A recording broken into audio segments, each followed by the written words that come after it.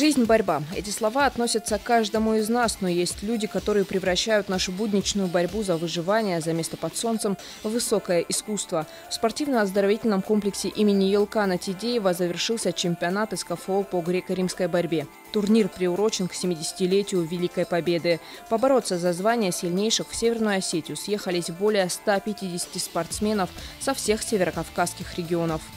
Конечно же, предолимпийский. Очень хочется, чтобы этот старт Северо-Кавказского федерального округа был у вас таким отправной точкой на чемпионате России. Это те старты, которые вам выигрывают и доказывают, что вы лучше. После небольшой концертной программы на ковре хозяйничали и зажигали только борцы. Боевой настрой спортсменов и тренеров команд был ощутим уже в первых поединках.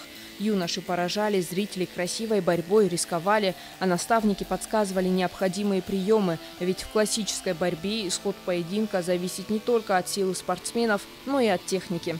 Для многих атлетов этот чемпионат станет решающим. Борцы, занявшие первые и третьи места, представят свои регионы на предстоящем чемпионате России. И если не подведут, то уже в 2016 году именно они представят нашу страну на Олимпийских играх. У каждого уже первая задача попасть на самый высокий Олимп. И, естественно, перспектива есть, и каждый будет замечен, кто себя покажет в лучшем случае стороны.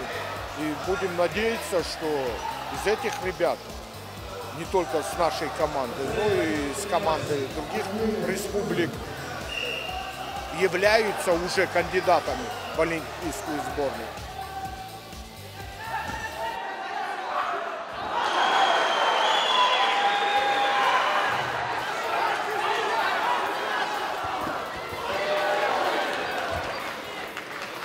Но, как правило, несмотря на желание каждого быть первым на турнире, были свои победители и побежденные. По итогам лидерами состязаний признаны борцы классики из Дагестана, завоевавшие большую половину золотого запаса чемпионата.